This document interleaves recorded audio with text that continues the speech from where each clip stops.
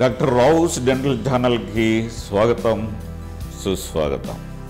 మనం తినే ఆహార పదార్థాల్లో మనకి ఎటువంటి ఆహార పదార్థాలు తీసుకుంటే మన శరీరం మంచి ఆరోగ్యంగా శక్తివంతంగా ఉంటుంది అనే విషయాన్ని మనం గ్రహించాలి.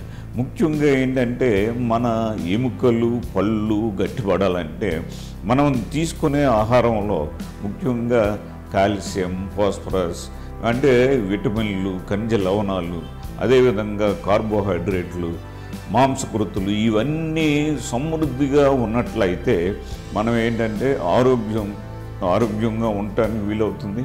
అదేవిధంగా శక్తివంతంగా కూడా ఉండటానికి వీలవుతుంది. మనం ఏంటంటే ఇవి అన్నీ ఉన్నా కూడా మన పళ్ళు గట్టిపడాలంటే మనం ఏంటంటే కొన్ని గట్టి పదార్థాలు కూడా మనం తీసుకోవడం మంచిది. ఇప్పుడేంటి ఫర్ ఎగ్జాంపుల్ క్యారెట్, తర్వాత బీటు ఇట్లాంటి కొరికి నమిలి తినే ఆహార పదార్థాలు కూడా చెరుకుగడలు తినడం, అదే చిలగడ దుంపలు ఇట్లాగా కొన్ని ఆహార పదార్థంలో యాపిల్స్, అట్లాగే జామకాయలు ఇట్లాంటి కొన్ని ఆహార పదార్థం కొరికి తినటం వల్ల పళ్ళకు తర్వాత చిగుళ్ళకు కూడా మంచి ఎక్సర్సైజ్ ఉంటుంది. అదేవిధంగా మనకు కావలసిన కాల్షియం, ఫాస్ఫరస్ పదార్థాలు కూడా మనకి అందులో ఎక్కువగా అందుబాటులో ఉంటాయి. ముఖ్యంగా విటమిన్ సి ఫ్రూట్స్ తీసుకోవడం వలన విటమిన్ సి ఎక్కువగా లభ్యమవుతుంది.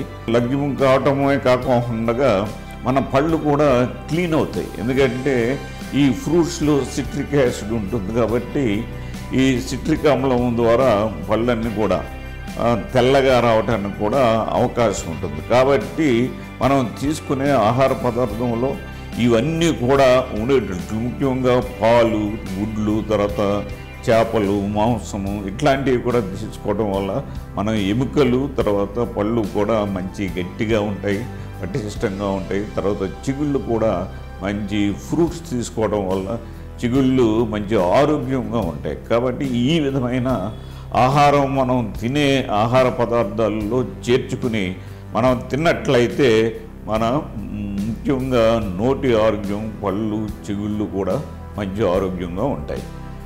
మీరు ఇటువంటి దంత సమస్యలు, దంత ఆరోగ్యానికి సంబంధించిన వీడియోలను చూడాలనుకుంటే మాకు సబ్స్క్రైబ్ చేయండి. అంటే సబ్స్క్రైబ్ క్లిక్ చేసినట్లయితే ఒక గంట గుర్తు వస్తుంది. ఆ గంట గుర్తును కూడా క్లిక్ చేసినట్లయితే మీకు మరో కొత్త వీడియో చూడటానికి అవకాశం ఏర్పడుతుంది. కాబట్టి మీరు ఈ అవకాశాన్ని సద్వినియోగం చేసుకుంటారని కోరుతా ఉన్నాను. దీనికి మీరు ఏ విధంగానూ కూడా పే చేయవలసిన అవసరం లేదు. ఇది పూర్తిగా ఉచితం.